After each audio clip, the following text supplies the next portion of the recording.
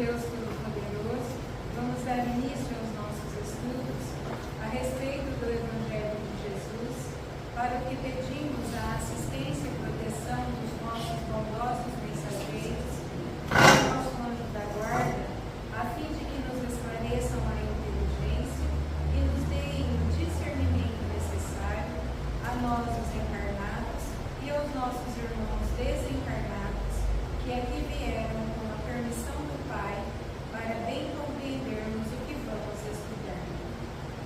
Rogamos a Jesus, o nosso mestre e guia, seja conosco e presida a nossa reunião. Em nome da irmã veneranda, a protetora desta casa, damos por aberto a reunião de estudos da presente noite. Assim seja. Com ardente amor, mas sobretudo tende ardente caridade uns para com os outros.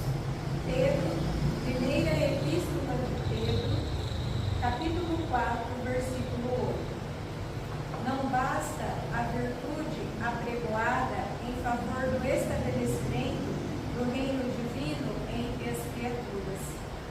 Problema excessivamente debatido, solução mais demorada.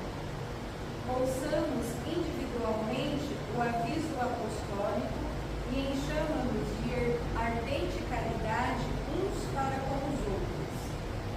Bem falar, ensinar com acerto e crer sinceramente são fases primárias do serviço. Imprescindível trabalhar, fazer e sentir como Cristo. Fraternidade simplesmente aconselhada a outrem constrói fachada de substância à essência. Sejamos compreensivos para com os ignorantes, vigilantes para com os transviados na maldade e nas trevas, pacientes para com os enfermiços, serenos para com os irritados e, sobretudo, manifestemos a bondade para com todos aqueles que o Mestre nos confiou para os ensinamentos de cada dia. Raciocínio pronto, habilitado a agir com desenvoltura na terra, pode constituir patrimônio valioso.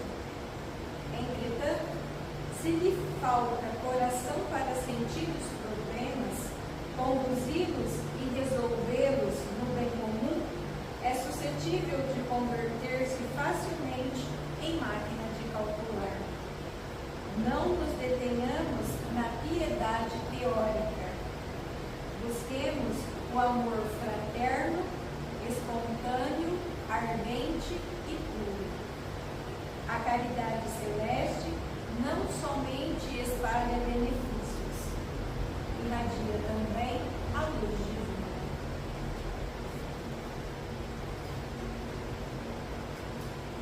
Pai nosso que estás nos céus, santificado seja o vosso nome, Senhor.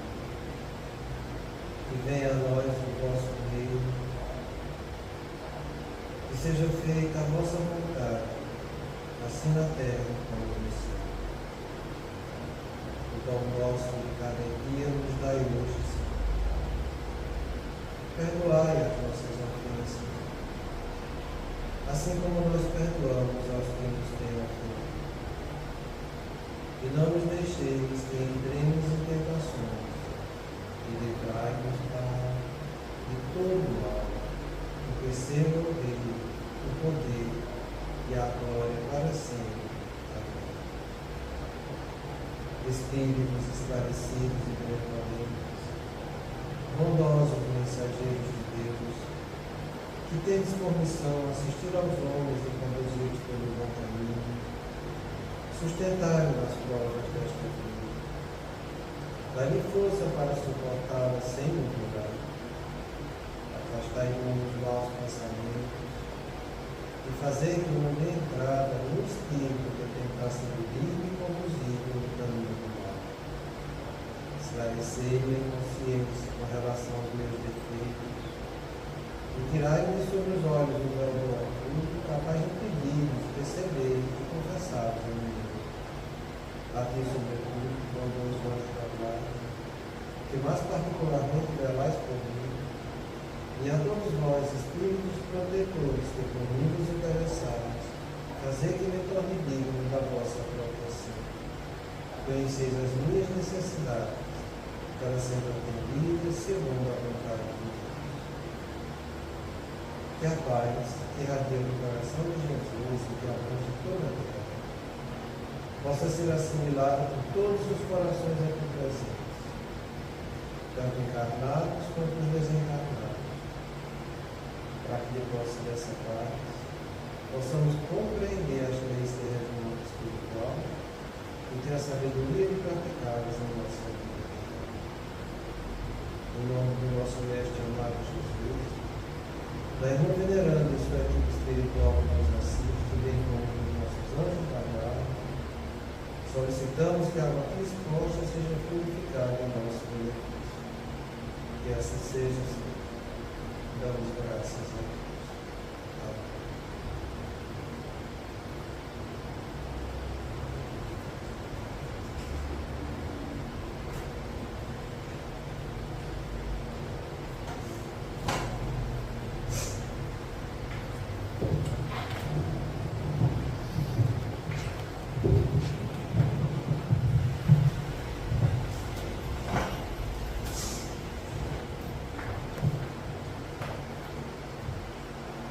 Boa noite, gente.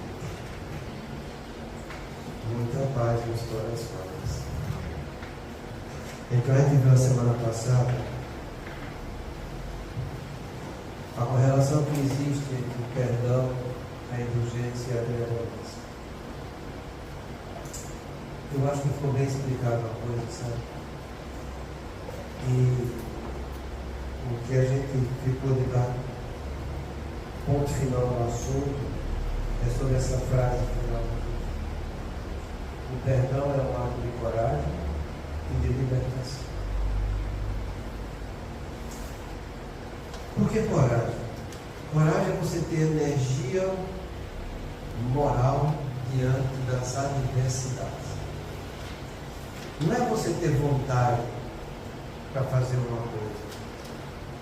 A coragem, ela implica em eu trazer energia intensa para a minha vontade.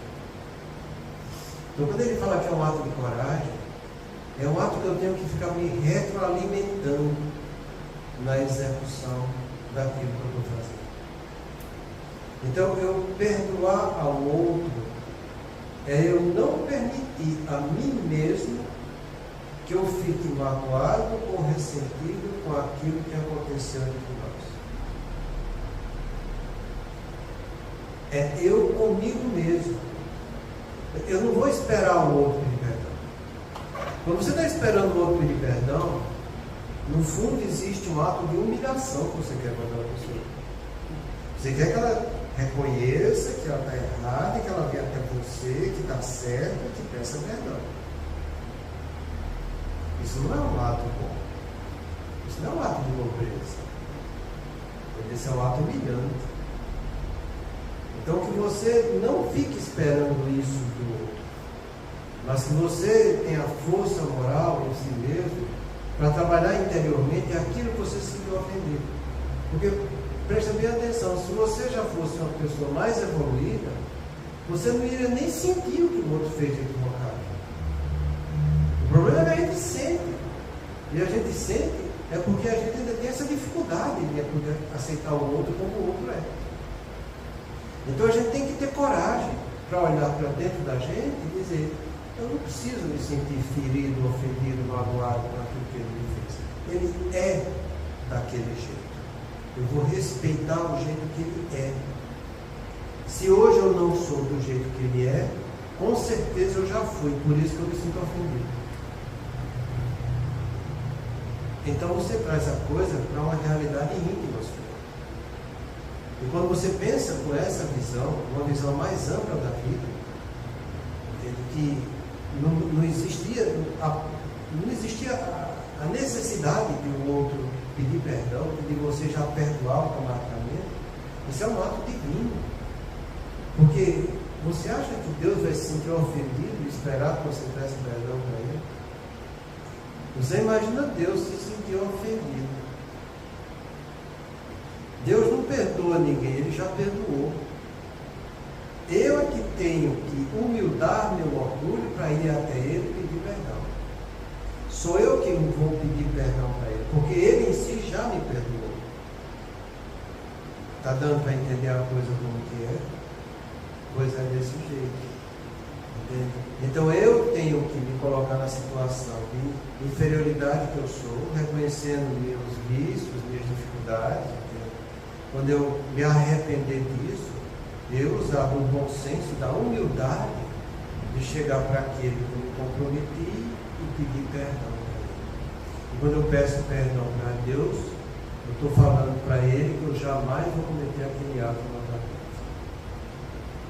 E é aí que está a delicadeza da coisa, e a responsabilidade. Porque você vai estar dizendo que você não vai mais fazer aquilo. Ou pelo menos que você vai se esforçar ao máximo em não fazer aquilo. Porque existem situações em que a gente ainda não passou por elas e que podem modificar muito nossa maneira de ser. Eu já trouxe para vocês o trabalho do Zimbardo, em que ele é professor de psicologia, e ele se propôs um trabalho de 2 semanas com estudantes de psicologia, em que iriam ficar reclusos em um ambiente prisional, em que existiriam os presos e existiriam os guardas, existiriam as pessoas que dirigiam aquele presídio. E distribuiu os alunos ali dentro para analisar, com o passar do tempo, eles, em um ambiente excluso da sociedade, como eles iriam se comportar. 2 semanas, 14 dias. No 6º dia o trabalho foi interrompido. Porque a maldade e a crueldade surgiu ao ponto de fazer os colegas dele ficarem pelados, dormindo sem roupa, urinando e defecando no próprio ambiente que estavam sendo reclusos, sem conseguir dormir porque ficavam o tempo todo um fazendo barulho e reclamando só para torturar a pessoa. E eles começaram a se deliciar com isso, com os colegas psicólogos. Pois a crueldade chegou ao ponto que o trabalho foi interrompido. E o que é que isso quer dizer? Isso quer dizer que você não se conhece. E dependendo da circunstância que você está vivendo, você vai fazer coisas horrorosas e cruéis. Não pense que você é isso que você está se mostrando. Não. Nós estamos nos mostrando o que a nossa personalidade está sendo condizente com a situação de vida que eu estou vivenciando. Muda a circunstância de vida. Coloque você em um outro ambiente, convivendo com outros tipos de pessoas, envolvendo você naqueles 4 pseudo-registros da verdade: poder, dinheiro, sexo e narcisismo, que você vai mostrar quem você é. Então é muito fácil a gente olhar para o outro e apontar quando o outro está fazendo errado, porque é errado a gente ficar apontando. Mas vai ser muito difícil, e a pessoa tem que entender, quando ele aponta um dedo para frente, ela tem 3 para ele. 3 apontando para ele. Então a coisa é muito delicada, sabe? Então você tem que ter coragem diante das adversidades para perdoar aquele que te ofendeu. Porque você não sabe a capacidade que você tem também de ofender os outros e de magoar muito mais eles do que você se sente magoado. Não é à toa que no Pai Nosso você fala: perdoai nossas ofensas, assim como nós perdoamos aos que nos têm ofendido. Então lança a mão desse ato de coragem, tira as impurezas do seu coração, diminui a tua susceptibilidade a se sentir ofendido. Amadurece um pouco o ser espiritual que está aí dentro de você. Reconheça que você não faz nem noção da sua individualidade como é. Você não sabe o que espera por você das lembranças de vidas passadas. A coisa é extremamente delicada e traumatizante. Mais uma vez eu lembro para vocês a mãe do Ulisses, Dona Laura. que tinha casa em nosso lar, o esposo estava junto, a família era a mesma, quer dizer que era uma família que estava trabalhando já há algum tempo, algumas encarnações, nesse contexto familiar. E depois de muito trabalhar lá, ela começou a ter flashes da última encarnação, sem ser essa que ela teve na Terra, a penúltima. E aquilo incomodou ela ao ponto dela ir procurar saber com o orientador o que estava acontecendo. E ele disse: ó, você adquiriu uma maturidade espiritual que está te dando a capacidade de resolver alguns problemas que ficaram para trás. Olha que beleza, como que a lei de Deus, você se esforça, se eleva, tem condição de pagar, então você vê. Porém, você só vai lembrar dos últimos 300 anos, porque é o que está mostrando aqui que você tem condição de resgatar. Não vai mais para trás, porque o negócio não é bom, o negócio é complicado. E para você ter noção do que é complicado, você rever seu passado, ele mesmo disse: você vai ler sua história. Está aqui sua história, tudo arquivado lá em nosso lar. Ela fazia parte, ela era cidadão de nosso lar. Então, tua história está aqui arquivada, está aqui, pega o livro para ler.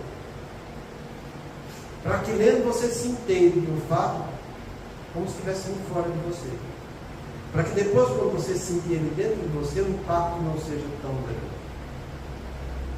Essa é a realidade nossa. Isso de quem é cidadão daquela cidade espiritual. Que André Luiz terminou sendo, quando concluiu o livro. E nós? Onde será que está a nossa cidade espiritual? Porque é coisa extremamente complicada, sabe? Quando você vai ler o livro Memórias do Suicida, não é Memórias do Suicida, não, lembra? No livro E a Vida Continua, quando a Eveline e o Fantini vão fazer, responder um inquérito da última encarnação que vai ser gravado,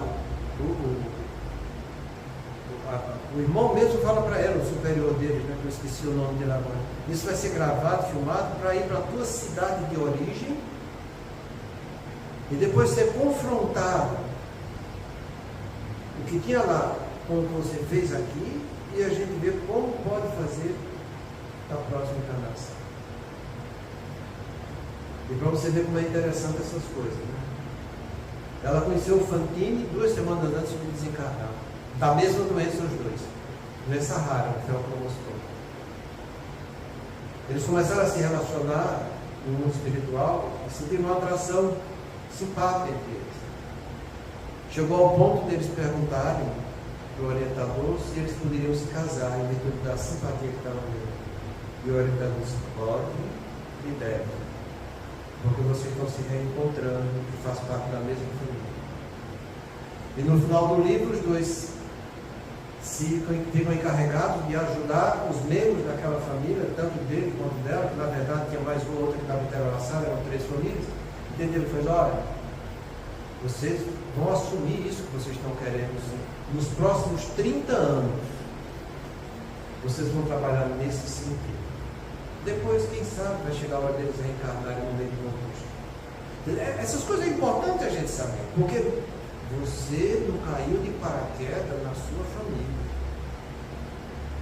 Você não encontrou o traste que está convivendo contigo por acaso.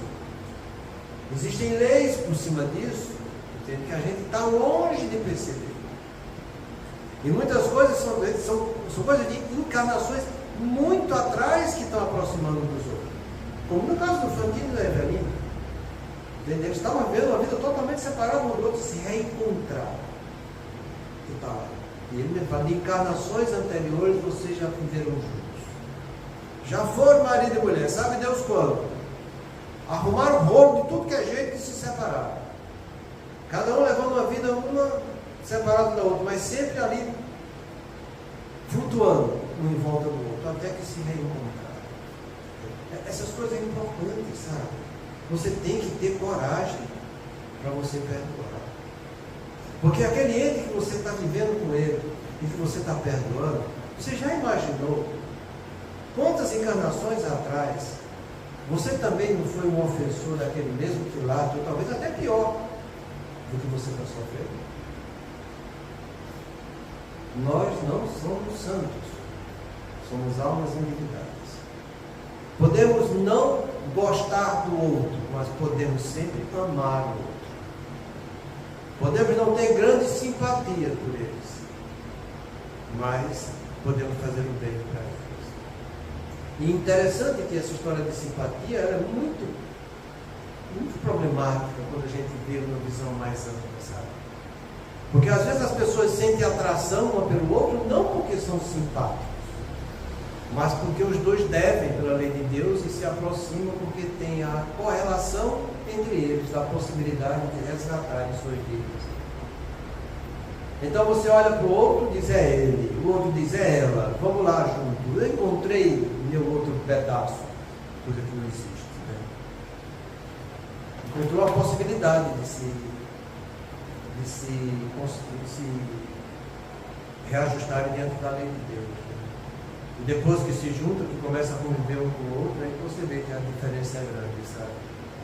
Mas é aí que está a beleza da coisa, porque quando a pessoa, e está no livro dos Espíritos, isso que eu acho bonito, entende? Ele fala, por pior que seja a diversidade que pode existir entre as pessoas, por pior que seja a antipatia, quando se sabe trabalhar a estima, a coisa vai adiante e evolui, sabe? Então que a gente saiba trabalhar esse sentimento de estima com o outro. E que o outro também saiba trabalhar esse sentimento de estima conosco. Porque quando existe essa solidariedade, a coisa vai bonita, sabe? Então, tenha coragem para perdoar, porque você vai estar se edificando e instruindo o seu ego no caminho correto do bem. Entende? Tenha coragem para fazer isso, porque você vai estar se libertando daquilo que está te gerando essa mágoa e esse arrependimento, que você já era prisioneiro, sabe Deus há quanto tempo. É por isso que ele fala aqui, nessa linguagem muito bonita, sabe? Que o perdão é um ato de coragem e de libertação. Coragem porque é o seu espírito, o self, que está ensinando o seu ego. E libertação porque você está se edificando diante da lei de Deus. Então perdoe sempre. Vai sentir a ofensa? Vai. Seja esperto. Deixe crescer dentro da tua consciência essa possibilidade de libertação. Então, diante da ofensa, você dizer, aqui que eu vou me libertar. Eu vou te perdoar. Por mais que você faça, eu não vou ficar cultivando sentimentos de valência negativa. Eu vou praticar o bem. E você fazendo isso, você está se edificando. E o problema não é só você se edificar. É que você vai estar mostrando para o outro, entende? Qual a maneira correta de viver. Você vai estar ensinando para o outro, não com palavras. Que às vezes é muito fácil você dizer palavras que você ainda não sente. Mas é impossível você viver uma coisa consciente se você realmente não sentir aquilo que você está fazendo. Então, as nossas atitudes educam muito mais do que nossas palavras. E para você ter uma noção, do ponto de vista neurolinguístico, a comunicação verbal entre as pessoas, no relacionamento entre duas pessoas, estima-se que no máximo 10% é pela palavra. 30% é entre palavra e corporal. 60%, 55%, 60% é linguagem exclusivamente corporal. É como você olha, sua mímica, seu gesto, sua maneira de ser, esse movimento do seu corpo, como você acorda, como você dorme, como você vai fazer refeição junto do outro, é a grande comunicação nossa. Então, quando você trabalha com coragem, se libertando desse sentimento negativo, a sua linguagem corporal é de perdão. Entende? E fica sabendo que a intensidade dessa comunicação, ela é infinitamente superior àquilo que você fala. Que ela vai emanar uma energia. A energia do comportamento dela é íntimo, é uma energia mental que está passando para a energia espiritual, que está sendo repassada para a energia corporal na forma de uma comunicação não verbal. Então você está agindo com toda a sua integridade naquilo que você está fazendo com você. Que o outro vai sentir. querendo ou não, ele vai sentir. E ele vai sentir, não é porque eu falei aquela hora. Eu falei aquela hora, você foi embora. Eu vivo o dia inteiro com aquele bandido no tempo inteiro, meu.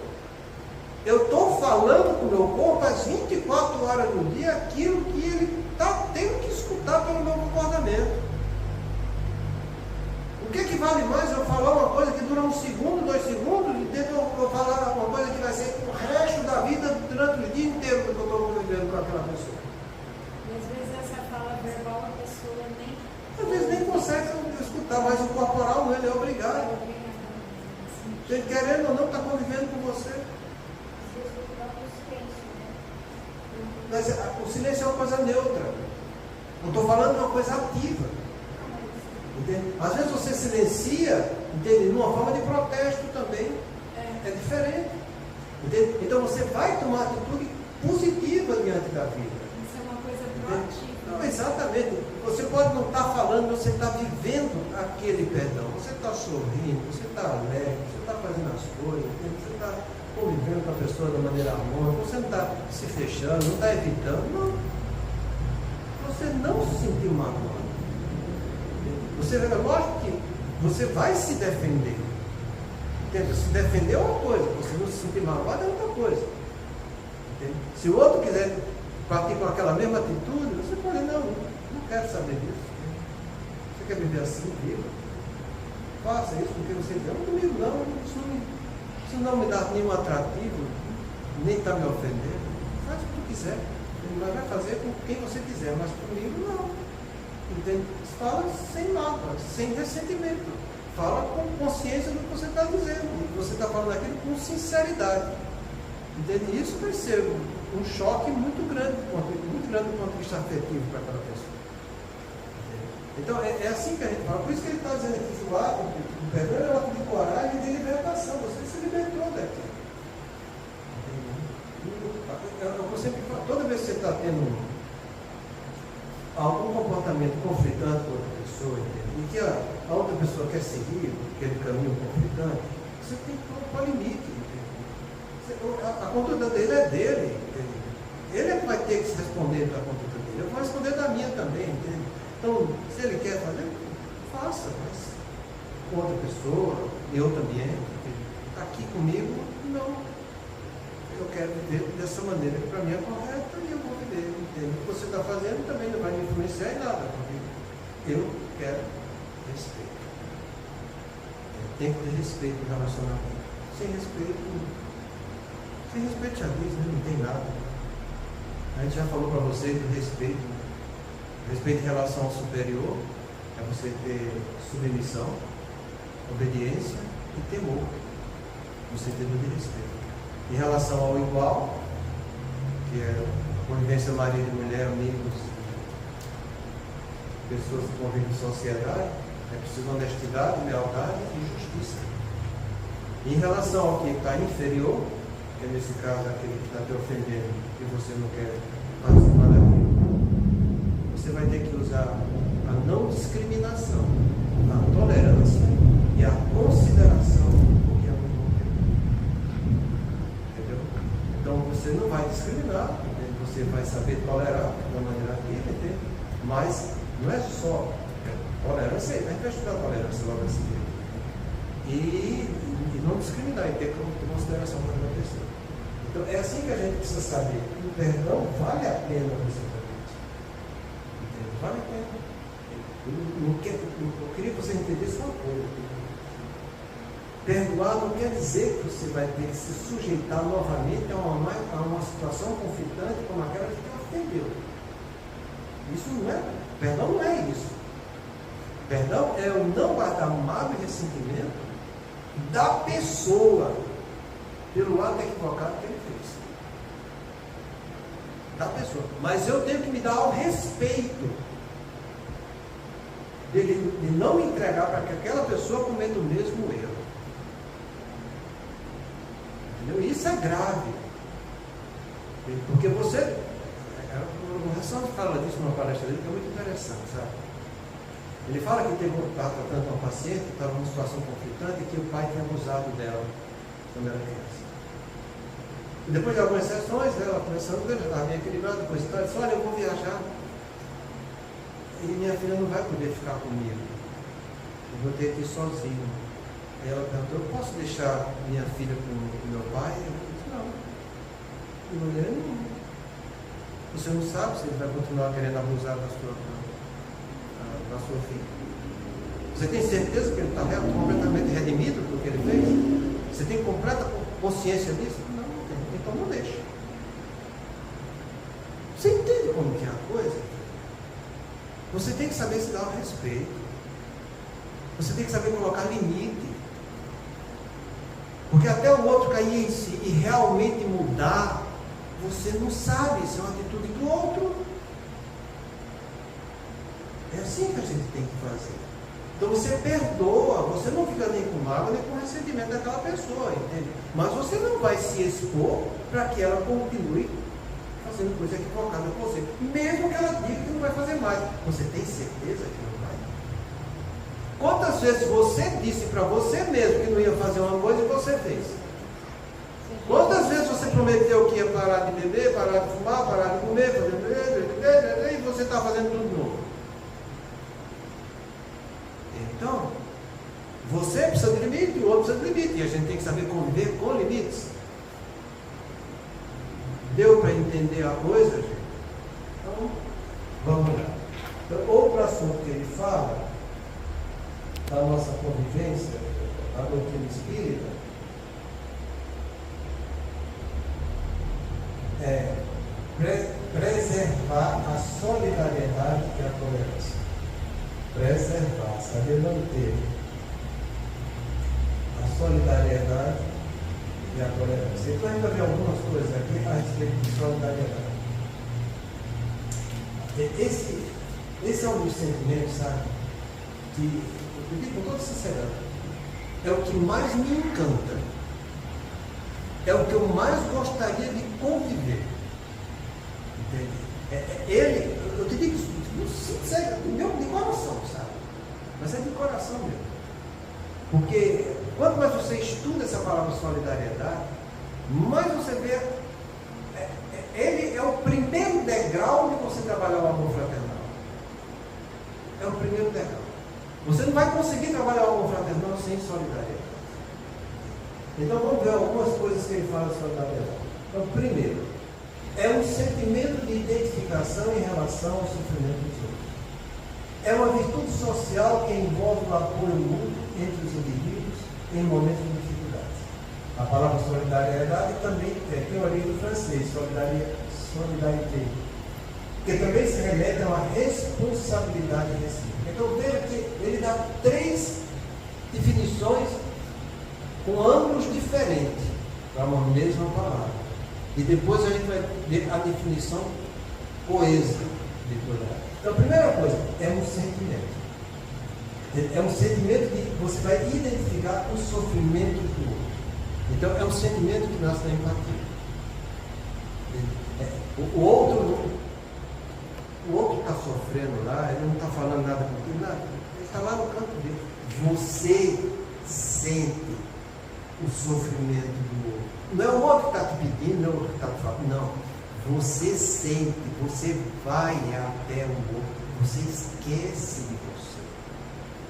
Para, nesse momento, você pensar no que o outro está passando, o que o outro está sentindo, você sente isso.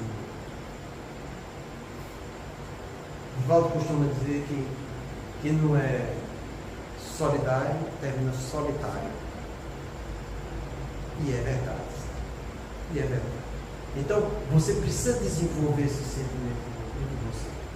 E você olhar para o outro, e você perceber que aquele outro, ele pode até nem estar falando nada, está sorrindo, alegre, está mostrando que está a mesma hora, mas você sente. Aconteceu uma coisa interessante hoje, que eu me lembrei agora, que vai servir de exemplo para vocês. E foi uma coisa que aconteceu assim comigo, que eu depois eu parei para pensar assim, mas que coisa esquisita. Mas aconteceu, não aconteceu. Eu estava tratando com um paciente, eles têm são um paciente de Alzheimer, está na fase moderada, e eles têm uma certa condição financeira boa, entende? E foi eles que construíram essas coisas, sabe Deus como? Construíram e eles são muito apegados materialmente. Se juntou o resto da família, ele pegou para a filha e disse: você é quem vai ter que cuidar dela. E ela se subjugou à coisa. E ela ficou aquela pessoa amargurada com a natureza, sabe? E ela foi lá levar o resultado dos exames, né? Os pais não foram. Realmente ela confirmou a doença direitinho. Eu fui falando para ela a doença. Senão eu queria que você gravasse, porque eles não vão acreditar em mim. Eu disse: está escrito. Mas não assim eu gravei, né? Aí quando eu gravei, falei para ela, eu falei: doutor, não é a minha consulta, mas eu estou tomando Rivotril faz 4 anos. Dizem que esse Rivotril também dá Alzheimer. Não é, Rivotril não dá Alzheimer. Ele atrapalha a drenagem linfática. Eu comecei a explicar, né? Você poderia não ter entrado nisso, né? Eu disse: o que é que eu faço agora? Eu vou no psiquiatra. Eu disse: por que você não quer que eu venha aqui? Eu olhei para ela e disse: olha, seu problema é muito mais psiquiátrico do que neurológico. Você é uma pessoa muito amargurada na vida. Para que eu fui falar isso? Pois é, isso aconteceu naturalmente. Você sente, a gente acostuma com a história. Você sente a necessidade do outro, sabe? E ela saiu dali, entende, começando a compreender que realmente ela estava amargurada, porque ela queria estar separada dos pais, queria estar levando a vida dela, ela foi subjugada, ela estava passando aquilo, estava engolindo o tempo todo, entende? E estava vivendo desse jeito. Isso, que faça tratamento psiquiátrico, faça psicoterapia, que é melhor para ela, sabe? Então, quando você se predispõe a querer ajudar alguém, quando você sai de dentro de você, entende? E parte para querer fazer alguma coisa pelo outro, e entendendo o outro, qualquer um que bate na tua porta, você não vai escolher o outro. Quando eu escolho o outro, eu estou sendo egoísta. Isso não é legal, sabe? A gente não tem que escolher. É como está no livro, no começo do livro Nosso Lar. Quando o trabalhador está pronto, o serviço aparece. Não precisa escolher. Entende? Se propõe a ajudar. Como estou fazendo aqui na casa de vem, vai dar passa, senta lá. O que tiver lá, você vai dar conta, entende? Vai dar o melhor que você tem. Vai fazer atendimento fraterno é do mesmo jeito, entende? Você vai esclarecer dúvida, é a mesma coisa. É esse sentimento de você saber perceber que o outro tem dificuldades. Ninguém nunca está aqui 100%. Entendeu? Muitas vezes atrás de um sorriso em máscara tem um coração que chora desesperadamente. E você saber perceber isso, entende? Para aquela pessoa que está se aproximando de você, e você saber ter o jogo de cintura para chegar até ela e poder levar alguma coisa suave para ela, para que ela se sinta um pouco acolhida na vida, isso é solidariedade. É esse sentimento que a gente precisa descobrir. É desse sentimento que vai nascer compaixão, vai nascer misericórdia, vai nascer piedade, vai nascer tudo que você possa imaginar. É o primeiro passo de relacionamento sincero entre duas pessoas que querem se interessar pelo sofrimento do outro. É muito bonito isso. É algo que encanta. E outra coisa, não é só porque esse sentimento. É porque quando você exercita ele é uma virtude social que envolve apoio mútuo entre os indivíduos em momentos de dificuldade. Faz parte da nossa convivência com os outros. Quando ele fala social, envolve tudo. Não é só a pessoa que está no teu trabalho, você está vendo no meio da rua, você está convivendo. Não, é seus parentes. Seus parentes.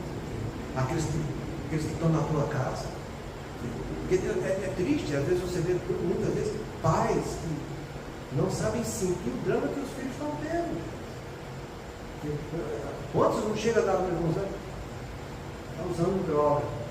Há quanto tempo? 4 anos. O moleque lá de 17, 18 anos. A senhora não percebeu? Nem imaginei que meu filho fizesse isso. E às vezes eu fico pensando, a senhora não olhava para ele assim, não? Você fala assim? Não tinha um olharzinho mais. Não, doutor, é a confusão da vida, entende? Trabalhando, como é que foi a infância dele? Lá na escola, estava trabalhando. É sempre a mesma coisa, sabe? Se você for voltando para a infância, se for chegar na engravidou, estava planejado, nem tanto. Aí começa as coisas. Aí você vê que tem um processo de equívoco, sabe? Em que a coisa vai se agravando, vai se agigantando. E eu não estou dizendo que nossos filhos no começo pode cometer, não estou dizendo, pode usar, não. Se os outros percebem, vai lá, faz alguma coisa. Faz alguma coisa, entende? E esse fazer alguma coisa não é lá recriminar, bater. Não. Mostra que você está interessado por ele. Mostra que você tem essa solidariedade de sentir o sofrimento do outro. Leva para ele uma educação espiritual, entende? Que vai tirar ele do contexto, do padrão humano que está gerando vício, para um padrão espiritual que vai trazer mais luz para ele. Trabalha nesse sentido, entende? Porque no fundo teu filho sabe que você quer pai, não quer isso para ele. No fundo ele sabe que está fazendo errado, entende? No fundo ele sabe que está machucando todo mundo, inclusive ele também. Então não adianta você querer machucar mais que quem está machucado. De maneira alguma. O que é que Jesus falou diante das inimizades? Bendizei os que vos maldizem. Trabalhe o lado bom que a pessoa tem. Entende? Fazer o bem aos que vos odeiam. Faz o bem para essa criatura. Ele mesmo está fazendo errado. Entende? Afinal de contas, você que botou ele no mundo, você que é pai.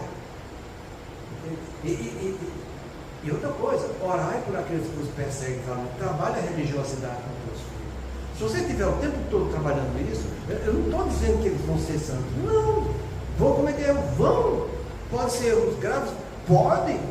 Entender? Eles também têm as dificuldades dele como espírito imortal. O importante é que eu vou estar junto com ele, levando para o lado positivo da vida. É esse sentimento de solidariedade que a gente precisa despertar em nós. De solidariedade entre marido e mulher, entende? Que a gente precisa trabalhar o tempo todo. Porque se você não faz isso, entende? É como ele fala aqui, é uma virtude social. Virtude é tudo aquilo que quando eu faço, a humanidade vai se tornar melhor.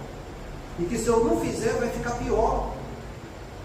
Então eu preciso, a virtude é o exercício prático de um sentimento positivo. Eu tenho que trazer isso do que eu sinto para o que eu vivo. A gente contou solidariedade essa semana. Muita paz. Isso aqui tem assunto para conversar muito. Muita paz a Deus.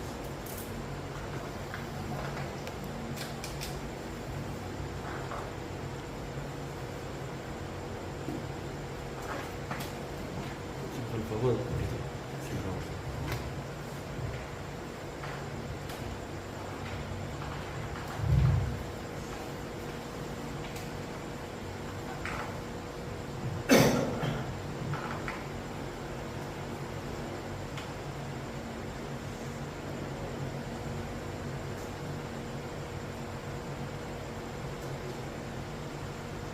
Deus nosso Pai, que tens poder e bondade, dai força àquele que passa pela provação, dai luz àquele que procura a verdade, ponde no coração do homem a compaixão e a caridade. Deus, dai ao viajor a estrela guia, ao aflito a consolação, ao doente o repouso. Pai, dai ao culpado o arrependimento, ao espírito a verdade, à criança o guia, ao órfão do Pai. Senhor, que a vossa bondade se estenda sobre tudo que criar. Piedade, Senhor, para aquele que vos não conhece. Esperança para aquele que sofre. Que a vossa bondade permita aos Espíritos Consoladores derramar por toda parte a paz, a esperança e a fé. Deus, um Pai, uma faísca do vosso amor pode abraçar a terra. Deixai-nos beber nas fontes desta bondade fecunda e infinita, e todas as lágrimas secarão, todas as dores acalmaciam, num só coração, um só pensamento subirá até vós como um grito de reconhecimento da amor. Como Moisés sobre a montanha, nós nos esperamos com os braços abertos. Ó ao poder, à bondade, à beleza, à perfeição. E queremos de algum modo alcançar a vossa misericórdia. Deus, dai-nos a força de ajudar o progresso a fim de subirmos até vós. Dai-nos a caridade pura, dai-nos a fé e a razão. Dai-nos a simplicidade para as nossas almas, o espelho onde se refletirá a vossa imagem. O tempo não para. Se agora encontras o teu ontem, não ouvides que a tua ação de hoje será a luz ou a treva do teu amor.